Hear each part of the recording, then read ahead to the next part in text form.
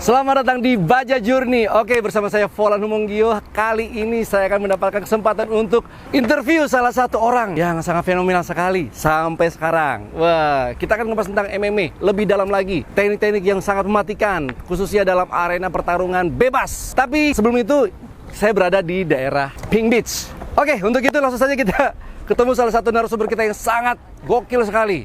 Selamat datang di Baja Journey. Let's go.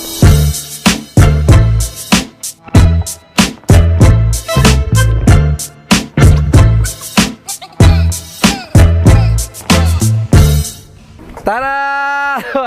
Coach Max. Halo, Volan. Oke, bisa maju sedikit. Coach Max. Nih, lagi berlibur nih. Lagi berlibur, walaupun pandemi gini, kita tetap berlibur supaya perekonomian tetap jalan. Betul. Dan kita tetap menggunakan protokol ya. Iya, betul. Menggunakan sekali. masker, seperti itu, Iya. cuci tangan, dan Betul. jaga jarak. Oke, Coach. Ya. Nah, sekarang ini, Coach Max ini kan merupakan salah satu pelopor untuk MMA di Indonesia. Apa sih artinya MMA itu, Coach, sebenarnya?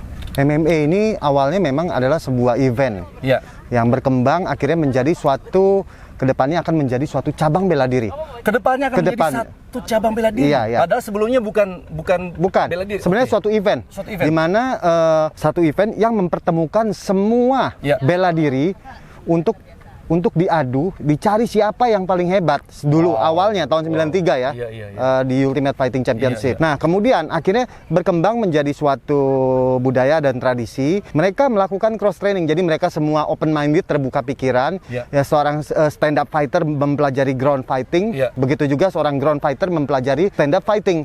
Akhirnya mereka melakukan cross training. Nah, makanya kita sebut dengan mixed martial art. Martial art. Jadi universal. Iya. Universal. Dari bela diri stand up apapun atau dari bela diri ground fighting apapun, mereka membaur, ya kan?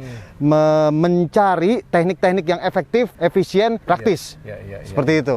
Nah, kalau ngomong soal udah akan dibentuk menjadi seorang dibentuk menjadi disiplin bela diri, secara otomatis akan ada silabus untuk formnya kan, ada Pasti. tingkatan 1, tingkatan 2, tingkatan, dan itu ternyata membutuhkan konsentrasi yang sangat besar sekali ya. Tentu. Untuk membuat itu. Tentu, kedepannya kita harapkan ini akan menjadi suatu olahraga yang memasyarakat. Kemudian di kedepannya juga ada rencana mau dibikin menjadi badan olahraga amatir. Ya kan? Karena saat ini kita sudah membangun dari nol bela diri profesional MMA. Nanti kedepannya kita juga akan melihat banyak petarung-petarung MMA dari amatir. Kemudian begitu nanti mereka sudah siap ke profesional, mereka akan lompat ke profesional. Oh. Jadi secara otomatis kalau di amatir ini kan secara logiknya akan ada prestasi yang terus-menerus ya. Betul. Dari kejurcap, kejurda, kejurnas pon, Betul. sampai ke olimpiade. Kita harapkan ada di olimpiade. Aduh, amin. Wah, karena kalau di olimpiade itu kuncinya cuman semakin banyak olahraga di dunia, terus semakin dinikmati dan terus berevolusi, tentunya akan pasti masuk ke olimpiade. Amin. Oke. Amin. Coach, Ya. seperti biasa di Baja Journey ini kan kita sharing kepada teman-teman Baja nih Ya. tentang teknik. Bisa berikan mungkin 2 atau 3 teknik ini, Coach, untuk menjadi teknik MMA. Oke, jadi saya akan memberikan teknik-teknik, terutama teknik-teknik submission. Submission, ya. Ya, submission. Karena gini, jadi di MMA, saya jelasin dulu ya. Ya. Nah, jadi di MMA ini sekitar 70-80% pertarungan berakhir di finish di ground fighting. Oh, 80% ya? Ya, hampir 80%. Ya, sisanya 20% itu, 15% dimenangkan dengan poin. Sisanya 5% dengan KO dan TKO. Wow. Ya. Nah, pada saat itu TKO dan TKO pada saat standing fight ya, Oke. stand up fight ya.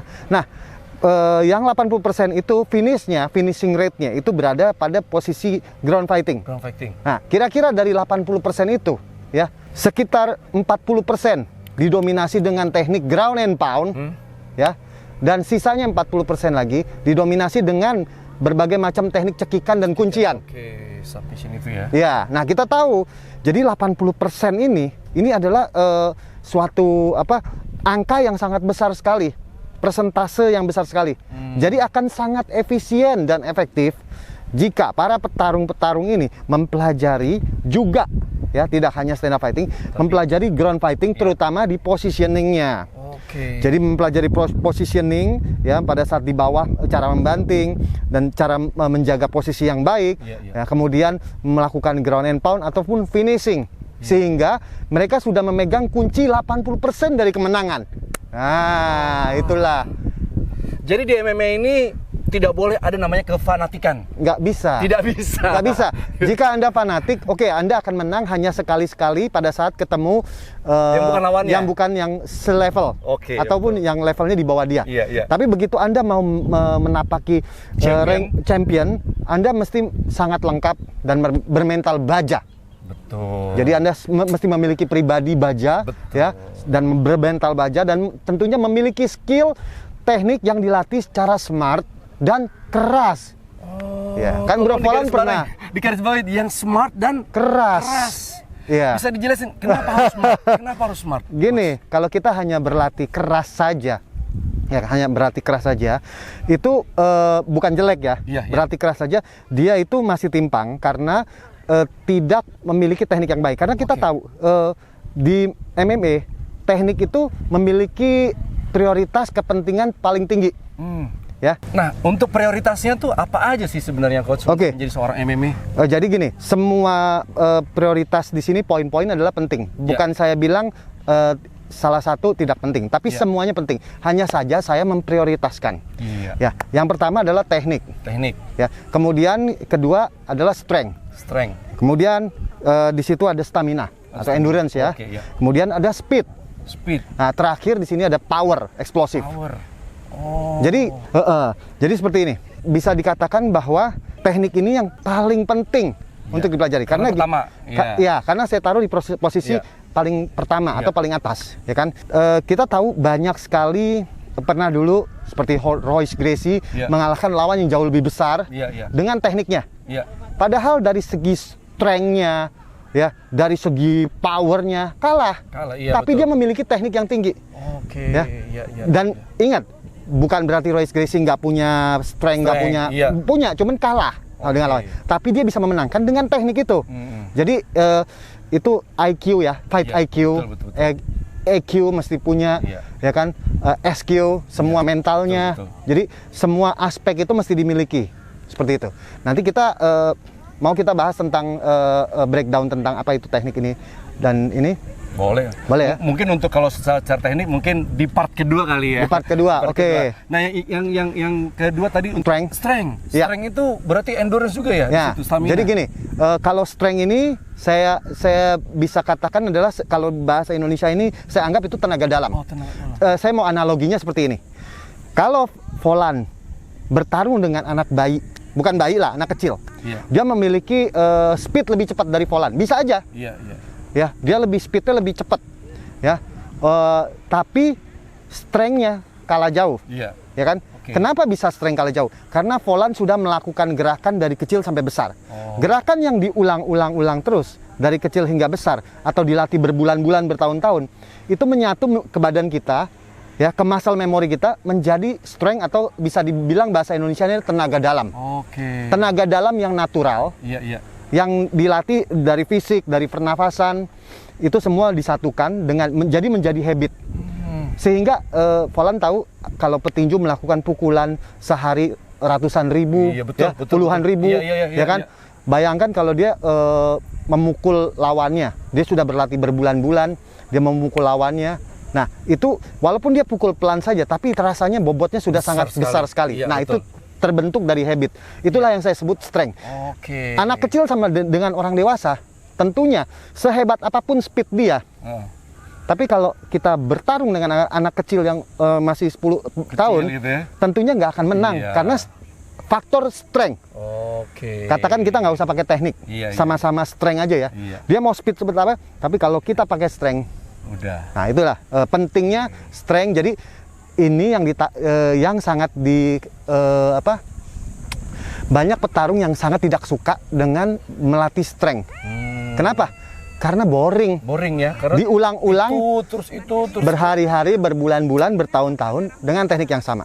Contohnya petinju melakukan skipping, melakukan teknik jab, setiap hari melakukan teknik jab berbulan-bulan, bertahun-tahun, Tapi bayangkan Muhammad Ali menjadi juara dunia dengan dia punya jab. Cuma Gitu jab loh. aja ya. Dengan modal jab-jabnya ini, jab dia menjadi seorang juara dunia, the greatest kan of all time. Betul. Jadi itulah pentingnya strength. Jadi saya naruh Di nomor 2. 2. Strength. Teknik adalah nomor pertama. Oke. Karena tanpa teknik yang betul, tentunya dia bisa cedera. Iya betul. Bahaya. Ya kan? Sebegini. Asal mukul tidak efektif. Iya betul. Jadi efektifnya dapat, teknik dapat, strength juga dapat. Seperti Nah, itu. yang ketiga itu Stamina bola. Pernah ngerasain kan? Kita udah merasa jago. Wah, teknik segala macam. Strength saya kuat ya. ini nih. Ini.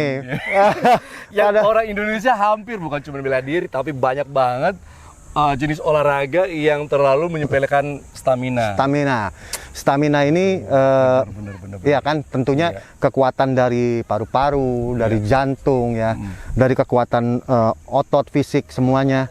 Ini tentunya harus menjadi suatu kesatuan sehingga pada saat bertarung mau 3 ataupun 5 ronde ya, mereka masih tetap memiliki kekuatan yang 100% atau kalaupun turun kalau bisa 80%. Oke. Jadi tidak biasanya petarung-petarung MMA ini begitu selesai 5 menit pertama mereka udah down ke 30%. Iya betul.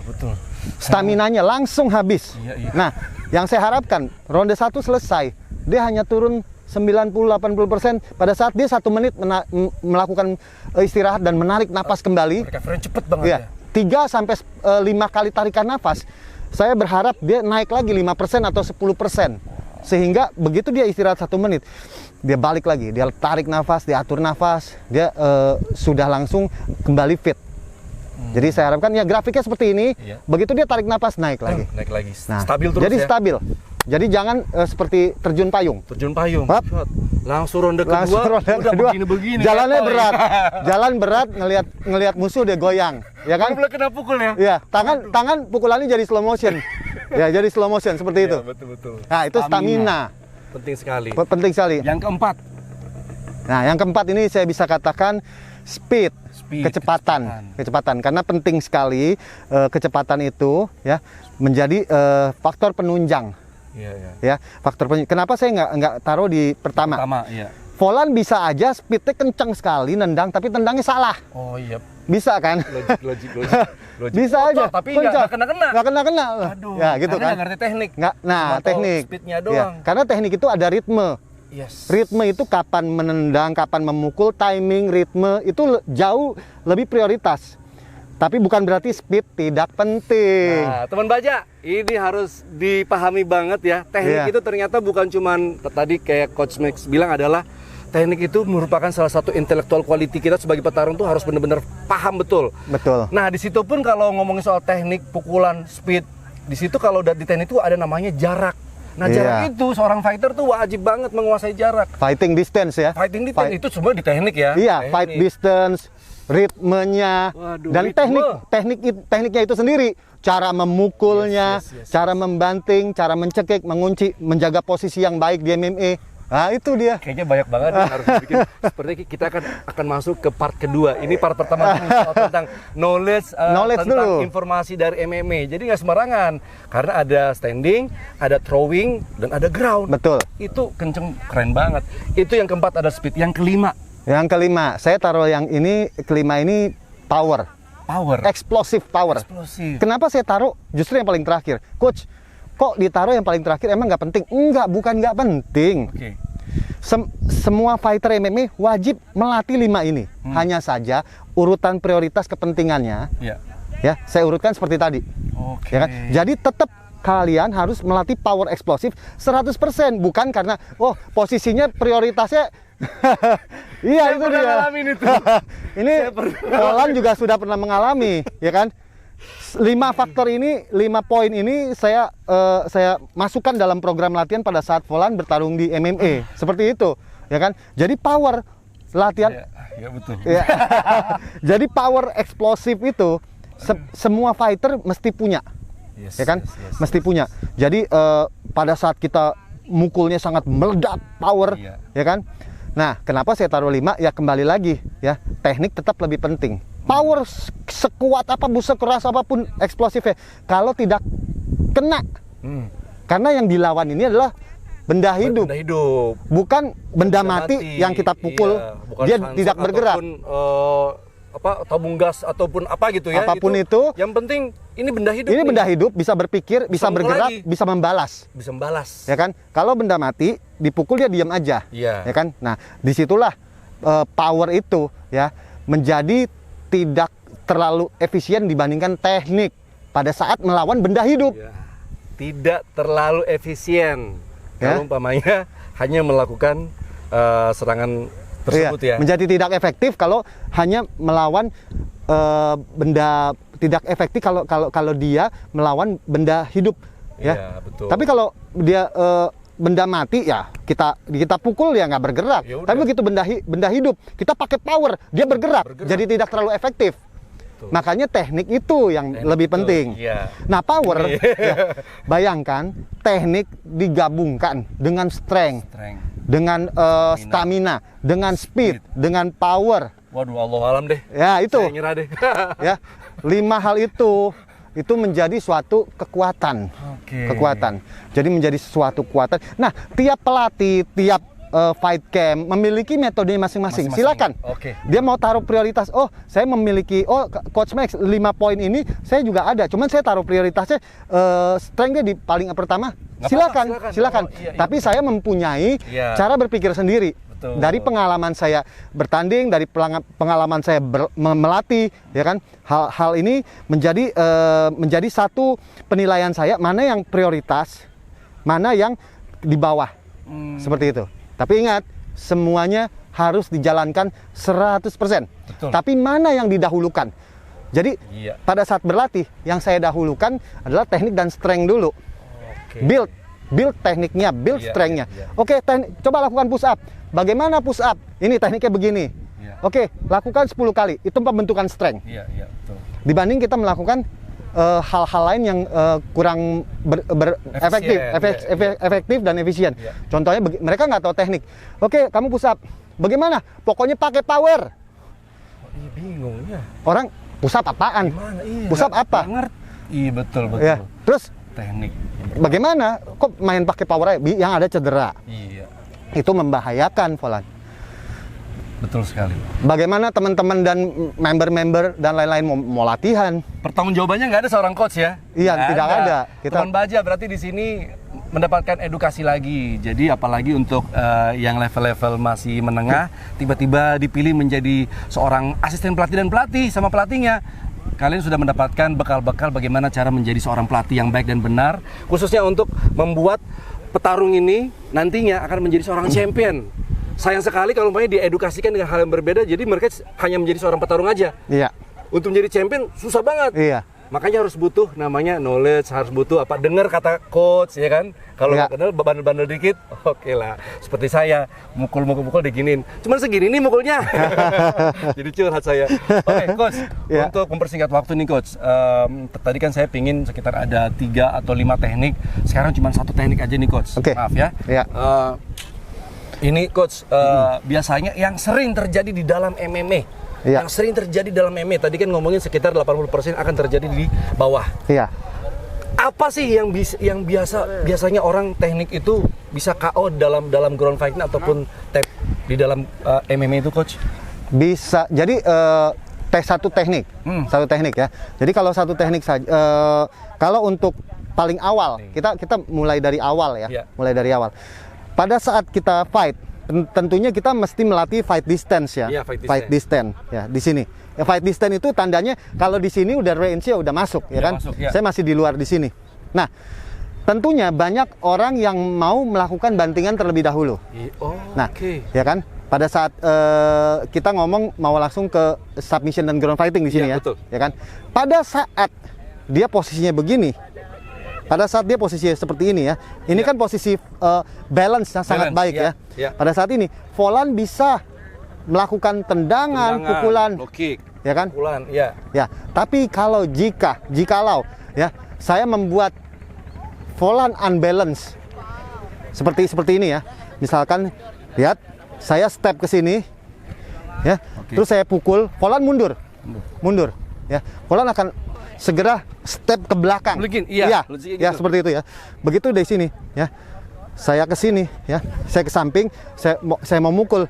Volan akan mundur. Iya. Ya. Begitu Volan mundur, Volan sudah balance-nya udah ke belakang. Iya. Pada saat balance-nya udah di belakang, saya sangat mudah untuk mengambil kakinya di sini.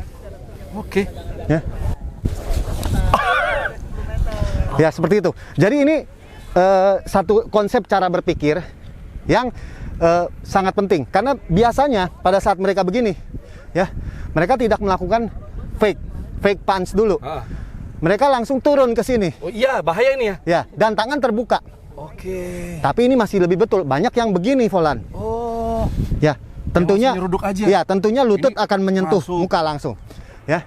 Jadi wajib fake punch ini kadang-kadang bisa masuk. Iya juga sih.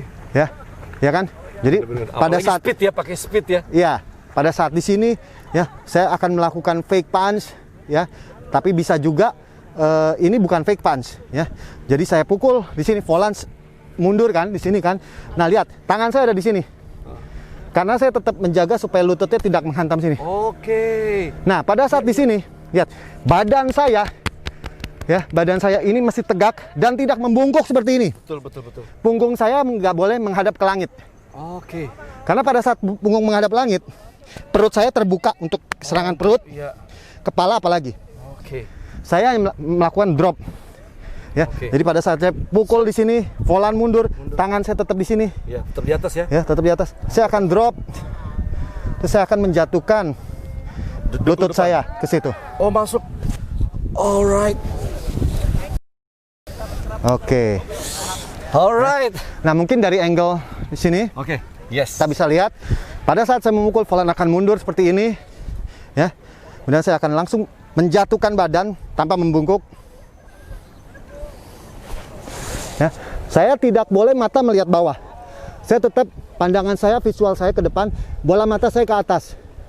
Ya, supaya saya tidak terkena giletin cuk. Nah, dari sini saya akan melakukan bantingan. Wah, balance saya hilang. Alright. Oke. Ya, jadi itu adalah hal-hal penting yang mesti diperhatikan. Mungkin kita coba normal speed ya. Oh, iya. Di sini ya. Volan bisa follow. ya, nanti Volan akan step mundur seperti ini pada saat saya memukul. Ya, siap. Ya. Oke.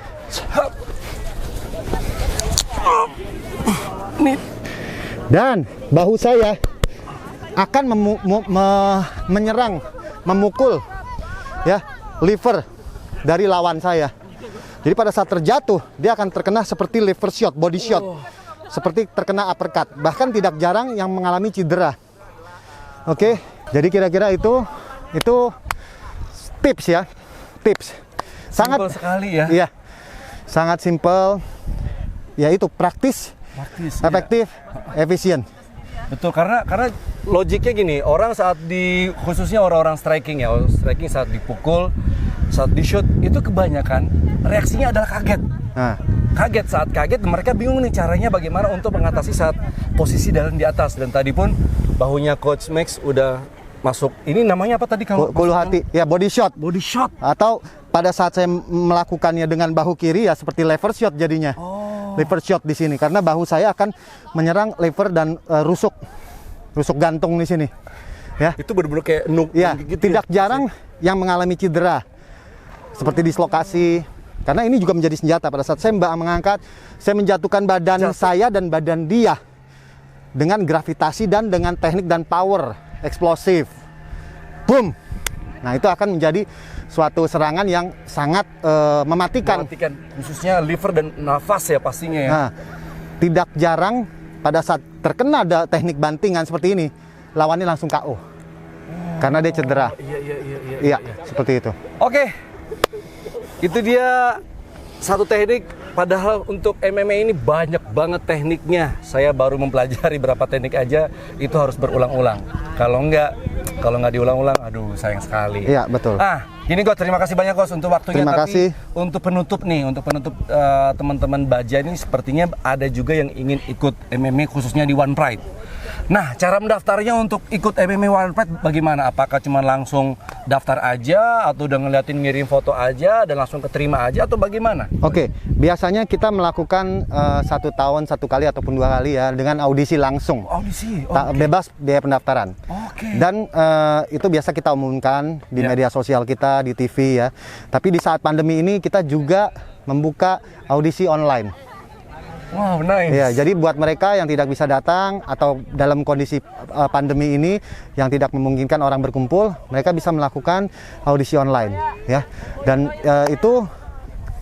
itu bisa dibikin kapanpun dan dikirimkan kepada kita. Ya kan? Jadi tentunya mereka pertama yang mengikuti audisi online ini tentunya mereka memiliki kesehatan jasmani dan rohani, ya kan?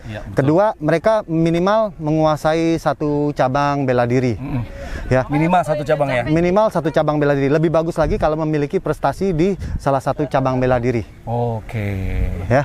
Kemudian setelah itu mereka bisa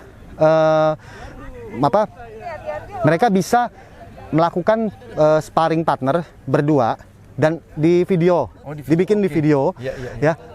Teknik-tekniknya sudah ada di Instagram saya, ya kan, di Max Metino. Sudah ada nih Instagramnya. Max_Metino. Di situ ada panduan-panduannya. Jadi kalian bisa melihat video-video itu dan ditiru. Oke. Tentunya di situ ada, kita mau melihat teknik strikingnya, kita mau melihat teknik takedown. Takedownnya. Kemudian kita mau lihat sparring grappling. Sparring grappling ya. Sparring grappling. Tapi gini. Sparring grapplingnya benar-benar sparring. Saya melihat banyak yang koreografi. Oh, 2 hal yang berbeda tuh. Saya tahu mana yang koreo, saya tahu mana yang real. Walaupun itu dibikin-bikin, dipura-pura, saya tahu. Bentar, Coach. Ya. Jadi bisa dibilang ya Coach Max ini juga seorang main film. Jadi dia mengerti nih acting. Ini acting nih. Ini. Jadi sangat mengerti ya. Ya. Jadi kalau bisa dilakukan harus total. Nggak boleh ya, buang-buangan. Ya betul, ya. Sparring grappling, kemudian sparring MMA, ya, dengan menggunakan headgear, mouth guard, kemudian hand wrap, glove, groin guard, shin guard, dan ada penanggung jawab, ya, pelatih penanggung jawab pada saat sparring di sasananya untuk diambil videonya, ya kan. Nah, kemudian setelah itu dirangkum dalam satu video tanpa editan. Oh, tanpa editan. Tanpa editan. Jangan dimasukin lagu, speednya jangan dicepet-cepetin. Karena ketahuan. Ya, beda yang speednya dicepetin sama yang real speed. Ya, karena manusia ada gravitasi. Betul. Pada saat motion dengan gravitasi itu akan terlihat mana. Betul. Ya, jadi saya tahu gitu. Dan tim kita di One Pride dari Kobe dan One Pride bisa menilai. Kita lebih menghargai atlet-atlet yang jujur. Betul. Ya. Nah, kemudian setelah itu diunggah ke YouTube. Linknya bisa dikirim ke onepride.net ataupun langsung ke tim One Pride. Ya. Nah, jadi itu kira-kira nanti panduannya bisa dilihat di Instagram saya, ya. Dan jangan lupa follow. Dan jangan lupa di follow dan tetap semangat berlatih. Gitu. Oke Coach, terima kasih banyak ya. Terima kasih, Bro Volan. Info ini bermanfaat untuk teman-teman untuk menjadi seorang MMA seperti apa, dan selain menjadi seorang fighter dan ternyata juga ada prestasinya, dan prestasi ini akan membanggakan keluarga kalian, perguruan kalian, dan Indonesia. Saya Volan Monggio dan Coach. Saya Max Metino. Jangan lupa jaga kesehatan dan selalu latihan, ya, latihan yang benar. Oke, so much Coach. Boom. Dari Labuan Bajo, mundur diri.